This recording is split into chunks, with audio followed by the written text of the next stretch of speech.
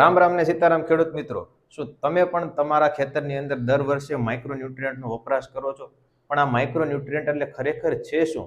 કેટલા પ્રકારના માઇક્રોન્યુટ્રિયન્ટ આવેલા છે અને કયા પ્રકારના માઇક્રોન્યુટ્રિયન્ટની ઉણપથી કેવા પ્રકારના છોડની અંદર રોગો અને ઉણપો આવે છે તે તો તમને કોઈ શીખવાડતું નથી. તો આજના વિડીયોની અંદર હું શરદ માંડાણી ટેકનિકલ ખેડૂતજી યુટ્યુબ ચેનલ દ્વારા તમને આ માઇક્રોન્યુટ્રિયન્ટ કેવા પ્રકારના હોય છે, કેટલા પ્રકારના ટોટલ ન્યુટ્રિયન્ટ્સ આવેલા છે અને એની ઉણપથી કેવા પ્રકારના રોગો છે આપણા જે પાકની અંદર જોવા મળે છે તેની વિશે હું તમને જે ડિટેલની અંદર છે માહિતી આપવાનો છું. ખેડૂત મિત્રો, આ 17 પ્રકારના ન્યુટ્રિયન્ટ એવા છે કે જે જમીનની અંદર અને પાકની અંદર છે ખૂબ જ મહત્વના છે. આ 17 ન્યુટ્રિયન્ટમાંથી કોઈ પણ એક ન્યુટ્રિયન્ટની જો ઉણપ હોય તો પાકના ઉત્પાદન ક્ષમતાની અંદર મહત્તમ માત્રાની અંદર છે ઘટાડો જોવા મળતો હોય છે. હવે આ 17 ન્યુટ્રિયન્ટને ક્લાસિફાય કઈ રીતના કરવામાં આવે છે ને એ તમને જણાવી દઉં. આ 17 ન્યુટ્રિયન્ટ છે એમાંથી 3 ન્યુટ્રિયન્ટ કે જે કાર્બન, હાઇડ્રોજન અને ઓક્સિજન છે તેને નોન મિનરલ ન્યુટ્રિયન્ટ તરીકે ઓળખવામાં આવે છે. હવે નોન મિનરલ ન્યુટ્રિયન્ટ એટલે કે એને આપણે બહારથી આપવાની જરૂર પડતી નથી. જેમ આપણે ડીએપી, યુરિયા અને બીજા તત્વો જેમ ખેતરની અંદર આપીએ છીએ તેમ આ જે તત્વો છે કાર્બન, હાઇડ્રોજન અને ઓક્સિજન એને આપણે આપવાની જરૂર પડતી નથી. છોડવો તેની જાતે તેને હવા અને પાણીમાંથી છે ગ્રહણ કરી લેતો હોય છે. પણ તેની શું જરૂર પડે છે એ તો જાણવું જરૂરી છે. હવે કાર્બન જે છે એ ઉર્જાનો સ્ત્રોત છે. છોડની અંદર જે ખોરાક બનવાની પ્રોસેસ જે થાય છે, ખોરાક બનવાની જે પ્રક્રિયા જે થાય છે એની માટેનો મેઇન સ્ત્રોત છે કાર્બન. કાર્બન છે છોડવો પોતાની જાતે હવામાંથી ગ્રહણ કરી લે છે. ત્યારબાદ આવ્યો હાઇડ્રોજન. હાઇડ્રોજન છે એ જે એનર્જી ટ્રાન્સફર કરવાની જે પ્રોસેસ છે, એનર્જીનું એન્જિન જેને કહી શકીએ આપણે, જેમ ખેતરની અંદર કેરોસીન એન્જિન, પેટ્રોલ એન્જિન જેમ મશીન હોય છે પાણી જે ટ્રાન્સફર કરવા માટે, એમ છોડની અંદર જે એનર્જીનું એન્જિન કહી શકાય એવો છે હાઇડ્રોજન. અને હાઇડ્રોજન છે એ છોડવો છે એ છે પોતાના પાણીમાંથી છે એ એક્સેપ્ટ કરતો હોય છે, એટલે હાઇડ્રોજનનો સ્ત્રોત છે પાણી. ત્યારબાદ વધ્યો હવે ઓક્સિજન. ઓક્સિજન છે એ શ્વાસોશ્વાસની પ્રક્રિયા, જેમ આપણા માટે શ્વાસોશ્વાસની પ્રક્રિયા માટે ઓક્સિજન જરૂરી છે તેમ છોડ માટે પણ શ્વાસોશ્વાસની પ્રક્રિયા માટે ઓક્સિજન જરૂરી છે. ઓક્સિજન ક્યાંથી મળે તો ઓક્સિજન પાણી અને હવા બંનેમાંથી છે. છોડવો પોતાની જાતે લઈ લે છે, આપણે એને આપવાની જરૂર પડતી નથી. તો આ હતા જે પ્રાઇમરી, બરોબર. હવે જે બાકીના 15 ન્યુટ્રિયન્ટ છે એને મેક્રોન્યુટ્રિયન્ટ અને માઇક્રોન્યુટ્રિયન્ટ આ રીતના બે રીતના હવે ક્લાસિફાય કરવામાં આવે છે. હવે આપણે વાત કરીએ કે મેક્રોન્યુટ્રિયન્ટ. મેક્રોન્યુટ્રિયન્ટ એટલે કે એવા ન્યુટ્રિયન્ટ કે જેનું વધારે પડતા જથ્થાની અંદર આપણે છે પાકને આપવામાં આવતા હોય છે. વાત કરીએ મેક્રોન્યુટ્રિયન્ટ તો એનું જે ક્લાસિફિકેશન છે એને ટોટલ 6 પ્રકારના મેક્રોન્યુટ્રિયન્ટ આવેલા છે. ખેડૂત મિત્રો, જે આ મેક્રોન્યુટ્રિયન્ટ છે એને બે રીતના, પ્રાઇમરી અને સેકન્ડરી, આ બે રીતના ડિવિઝન કરવામાં આવે છે. પ્રાઇમરી ન્યુટ્રિયન્ટની અંદર આવે છે નાઇટ્રોજન, ફોસ્ફરસ અને પોટાશ, અને જ્યારે સેકન્ડરી ન્યુટ્રિયન્ટ છે એની અંદર આવે છે કેલ્શિયમ, મેગ્નેશિયમ અને સલ્ફર. હવે એની અંદર વાત કરીએ તો નાઇટ્રોજન, તો નાઇટ્રોજન એવો તત્વ છે કે જે ખોરાકની અંદર ચાલતી વૃદ્ધિ વિકાસની પ્રક્રિયા અને છોડવાને લીલો બનાવી રાખવા માટે છે એ મહત્વનું કામ કરે છે. વાત કરીએ કે નાઇટ્રોજનનો સ્ત્રોત શું છે તો ખેડૂત મિત્રો, આપણે દર વર્ષે યુરિયા નાખીએ છીએ તો યુરિયાની અંદર 46% નાઇટ્રોજન આવેલું છે, તો છોડવો એમાંથી નાઇટ્રોજન ગ્રહણ કરી લે છે. તો આ જ રીતના બીજા નંબરનો જે હવે મેઇન વાત કે નાઇટ્રોજનની ઉણપ હોય તો આપણે કઈ રીતના ખબર પડે. જો આપણો જે છોડવો છે એના નીચેના એટલે કે જૂના પાંદડા જે કહેવાય, આખો જે આપણો છોડવો હોય એના નીચેના પાંદડા તમે જો એને જૂના પાંદડા કહેવાય, ઉપરના પાંદડા જે આવતા હોય એને નવા પાંદડા કહેવાય. હવે જે નીચેના પાંદડા જો પીળા પડી જતા હોય તો એ નાઇટ્રોજનની ઉણપના લીધે જોવા મળે છે. ખેડૂત મિત્રો, આ આપણે યાદ રાખવાનું છે.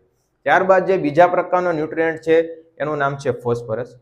ફોસ્ફરસ છે એ ખેડૂત મિત્રો છોડની અંદર જે ફળ, ફૂલ અને જે મૂળનો વિકાસ છે તેની માટેનો મહત્વનો ન્યુટ્રિયન્ટ છે. હવે જો ફોસ્ફરસની ઉણપ હોય તો ફળ, ફૂલ બેસવામાં અને જે મૂળના વિકાસની અંદર છે મહત્તમ માત્રાની અંદર ઘટાડો જોવા મળે છે. હવે ફોસ્ફરસની ઉણપ કઈ રીતના આપણે જાણી શકીએ? જો ફોસ્ફરસની છોડની અંદર ઉણપ હશે તો પાંદડા છે જાંબલી રંગના જોવા મળશે. આ ફોસ્ફરસની ઉણપનું એક મેઇન નિશાન છે. ત્યારબાદ જે ત્રીજા પ્રકારનો ન્યુટ્રિયન્ટ છે એનું નામ છે પોટાશ. પોટાશ છે એ જે ફળ અને ફૂલની ક્વોલિટી છે, બીજા નંબરની અંદર જે છોડની રોગ પ્રતિકારક શક્તિ છે એની માટેનો મહત્વનો ન્યુટ્રિયન્ટ છે. પ્રતિકારક શક્તિ વધારવાની અંદર પોટાશ છે મહત્વનું કામ ભજવે છે. ખેડૂત મિત્રો, હવે આ પોટાશની ઉણપ છે કે નહીં એ કઈ રીતના આપને ખબર પડે તો પોટાશની ઉણપ છે એને જાણવા માટે જે આપણું પાંદડું છે, પાંદડીનો જે કિનારીનો ભાગ છે એ બળતો તમને જોવા મળે, પીળો પડતો જોવા મળે અને બળતો જોવા મળે. તો આ જે પાંદડાનો ફરતો ભાગ છે જે પીળો પડે છે અને બળતો જાય છે, આ છે પોટાશની ડેફિશિયન્સીના લીધે જોવા મળે છે. હવે વાત કરીએ આપણે સેકન્ડરી ન્યુટ્રિયન્ટની. તો સેકન્ડરી ન્યુટ્રિયન્ટની અંદર 3 પ્રકારના ન્યુટ્રિયન્ટ આવેલા છે. એક છે કેલ્શિયમ, એક છે મેગ્નેશિયમ અને એક છે સલ્ફર. વાત કરીએ હવે કેલ્શિયમની. તો કેલ્શિયમ તત્વ એવું છે કે જે આપણી જે કોષ દિવાલ બનવામાં, એટલે કે જે પાક છે અથવા જે છોડ છે એની જે દિવાલ બનવામાં, કોષની દિવાલ છે એ બનવાની અંદર મહત્વનું કામ કરે છે. હવે જો કેલ્શિયમની ઉણપ હોય તો આપણે કઈ રીતના ખબર પડે? તો કેલ્શિયમની ઉણપ હશે તો જો પાકની અંદર આવતા ઉપરના જે નવા પાન છે એ વિકૃત જોવા મળશે. વિકૃત જોવા મળે એટલે કે જેમ થ્રિપ્સ કતેરીનો અટેક હોય ને પાંદડા વળી જાય છે, પાંદડાનો શેપ હરખો રહેતો નથી, એવો શેપ તમને જોવા મળશે અને પાંદડા છે નાની સાઈઝના જોવા મળશે. આ છે કેલ્શિયમની ઉણપના લીધે. ત્યારબાદ આવે છે મેગ્નેશિયમ. હવે ખેડૂત મિત્રો, મેગ્નેશિયમ છે એ ખોરાક બનાવવાની પ્રોસેસની અંદર કામ કરે છે. હવે જો મેગ્નેશિયમની ઉણપ હોય તો આપણે કઈ રીતના ખબર પડે? તો મેગ્નેશિયમની ઉણપના લીધે જે છોડ છે, આખો માનો કે છોડવો છે, તો છોડની અંદર નીચેના જે પાન છે કે જેને જૂના પાન કહેવાય, એ જૂના પાન છે તમને પીળા પડતા જોવા મળશે. પણ એ જૂના પાનની વચ્ચેની જે લાઈન છે કે જેને વેઇન કેવી આપણે, નસ કહેવાય છે, એ નસ લીલી રહે અને આખું પાંદડું છે એ પીળું પડી જાય, એ મેગ્નેશિયમની ઉણપના લીધે છે જોવા મળે છે. હવે વાત કરીએ સલ્ફરની. તો સલ્ફરને ગુજરાતીમાં આપણે ગંધક તરીકે ઓળખીએ છીએ. હવે સલ્ફરની ઉણપ છે આપણે કઈ રીતના જોવા મળે? તો જે છોડ છે, છોડની ઉપરના જે નાના પાન હોય એ નાના પાન પીળા પડી જાય છે. તો આ જે ઉણપ છે એ સલ્ફરની ઉણપના લીધે જોવા મળે છે. તો ખેડૂત મિત્રો, આ હતા સેકન્ડરી ન્યુટ્રિયન્ટ્સ. હવે વાત કરવાની છે આપણે જે આજનો મેઇન ટોપિક કહી શકાય, જે મુખ્ય છે, એ છે માઇક્રોન્યુટ્રિયન્ટની. માઇક્રોન્યુટ્રિયન્ટ શું છે? માઇક્રોન્યુટ્રિયન્ટ એટલે કે એવા સૂક્ષ્મ તત્વો કે જે છોડને ખૂબ જ નાની માત્રામાં જરૂર પડે છે, પણ જો એની ઉણપ છોડની અંદર વર્તાય તો છોડના પાકના ઉત્પાદનમાં મહત્તમ અંશે ઘટાડો આવે છે. નાની માત્રામાં જરૂર પડે છે એટલે કે મેક્રોન્યુટ્રિયન્ટ જે હતા, જે નાઇટ્રોજન, ફોસ્ફરસ, પોટાશ, એ આપણે 10 કિલો, 20 કિલો, 25 કિલો એ રીતના આપણે જે ખેતરની અંદર, જમીનની અંદર એડ કરતા હોઈએ છીએ. પણ જે આ માઇક્રોન્યુટ્રિયન્ટ છે ને એનો દર ખૂબ જ નાનો હોય છે. એ 100 ગ્રામ, 50 ગ્રામ પંપે એ રીતના આપણે નાખીને ઉપરથી આનો સ્પ્રે કરતા હોય છે, 20 ગ્રામ નાખતા હોય છે, જેવી કંપની જેવું માઇક્રોન્યુટ્રિયન્ટ. તો આ પ્રકારે માઇક્રોન્યુટ્રિયન્ટ છે એનો ડોઝ નાનો હોય છે, પણ જો એની ઉણપ છે એ છોડની અંદર વર્તાય તો મહત્તમ માત્રાની અંદર એ ઉત્પાદનમાં ઘટાડો આવે છે. અને જો એનું માપ વધી જાય તો પણ એની જે સાઈડ ઇફેક્ટ પણ છે એ આપણા છોડની અંદર છે જોવા મળે. તો હવે વાત કરીએ ટોટલ કેટલા પ્રકારના માઇક્રોન્યુટ્રિયન્ટ છે. તો ખેડૂત મિત્રો, ટોટલ 7 પ્રકારના માઇક્રોન્યુટ્રિયન્ટ આવેલા છે. અને એના નામની વાત કરું તો iron, manganese, zinc, copper, molybdenum, boron, nickel અને ક્લોરિન. આ રીતના ટોટલ 7 પ્રકારના જે માઇક્રોન્યુટ્રિયન્ટ આવેલા છે. હવે વિગતવાર એની જો વાત કરીએ તો સૌથી પહેલો જે માઇક્રોન્યુટ્રિયન્ટ છે એનું નામ છે આયરન. આયરન, જેની આપણે Fe વડે ઓળખીએ છીએ અને ગુજરાતીમાં તેને લોહ તત્વ તરીકે ઓળખવામાં આવે છે. હવે જો આયરનની ડેફિશિયન્સી જો છોડની અંદર હોય તો છોડના જે નવા પાન છે એ પીળા પડે. હવે છોડના નવા પાન આખા પીળા નથી પડતા. જે છોડના નવા પાન પીળા પડે પણ વચ્ચેની જેની જે નસની લાઈન હોય છે એ લીલા કલરની રહે છે. આ છે આયરનની. હવે આયરન પછીનું જે બીજું જે માઇક્રોન્યુટ્રિયન્ટ છે એનું નામ છે મેંગેનીઝ. હવે મેંગેનીઝ જે છે એની ઉણપ આપણે કઈ રીતના વર્તવી શકીએ? તો પહેલા તો મેંગેનીઝ કામ કેમાં કરે? પ્રકાશ સંશ્લેષણની જે પ્રક્રિયા છે, ખોરાક બનવાની પ્રક્રિયા છે, એની અંદર મેંગેનીઝ ખૂબ જ મહત્વનું કામ કરે છે. હવે વાત કરીએ કે આ મેંગેનીઝ છે એની ઉણપ આપણે કઈ રીતના ઓળખી શકીએ? તો જે પાંદડું હોય છે, આખા લીલા કલરનું પાન, એ પાનની વચ્ચે તમને પીળા કલરના ટપકા જોવા મળે. આ ટપકાના અસર ઉપરથી આપણે જાણી શકીએ કે આ મેંગેનીઝની ડેફિશિયન્સી છે. ત્યારબાદ હવે એની પછીનું જે માઇક્રોન્યુટ્રિયન્ટ છે એનું નામ છે ઝિંક. ઝિંક છે મિત્રો એક આપણે ઘણા બધી કંપનીના છે ઝિંક ખેડૂતો વાપરતા જ હોય છે. હવે ઝિંક છે એ વૃદ્ધિના હોર્મોન્સ તરીકે કામ કરે છે. હોર્મોન્સ શબ્દ બોલ્યો એટલે પેલા હોર્મોન્સ એટલે શું છે? હોર્મોન્સ એટલે કે એવો અંતઃસ્ત્રાવ કે જે ખૂબ જ સૂક્ષ્મ માત્રાની અંદર પણ જો છોડની અંદર આપવામાં આવે તો એના લીધે ખૂબ જ મોટા પ્રમાણની અંદર છે એ રિઝલ્ટની અંદર ફેરફાર પડતો હોય છે.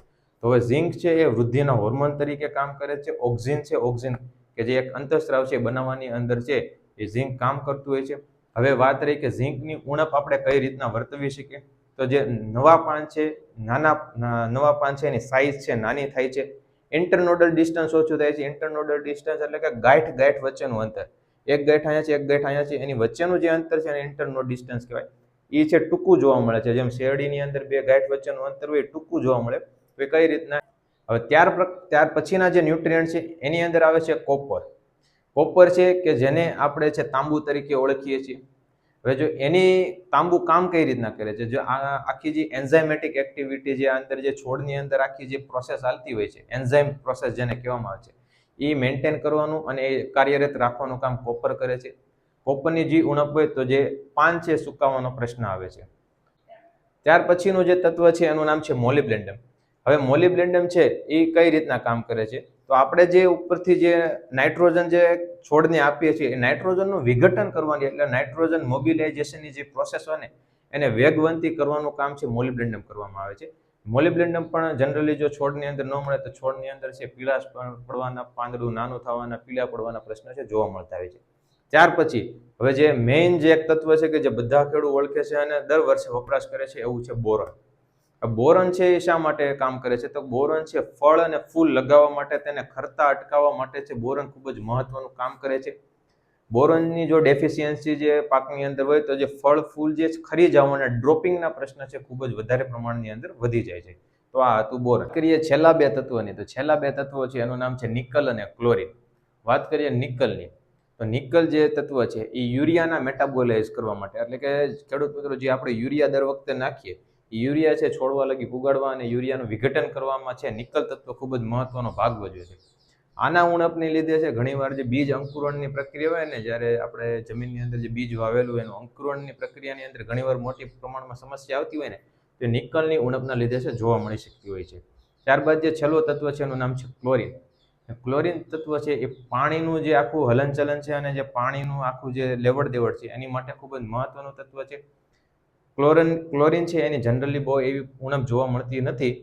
આ હતા ટોટલ 17 પ્રકારના ન્યુટ્રિયન્ટ કે જે છોડની અંદર જે પાકની અંદર છે ખૂબ જ મહત્વના છે અને જે એની ઉણપના લીધે છે આવા બધા પ્રકારના છે સમસ્યા જોવા મળે છે. આ વિડીયોના માધ્યમ દ્વારા તમે જોઈ શકશો કે કઈ રીતના તમે છે આ બધા જે તત્વો છે એની ઉણપને ઓળખી શકશો. તો આવા જ વિડીયો જોવા માટે અને ખેતીને લગતા બધા વિડીયો છે જોવા માટે અમારી યુટ્યુબ ચેનલ છે એને ફોલો અને સબસ્ક્રાઈબ કરતા જજો. તમને સ્ટેપ બાય સ્ટેપ બધા પાકોની છે વિશેષ માહિતી છે આ યુટ્યુબ ચેનલની અંદર છે તમને મળી જશે.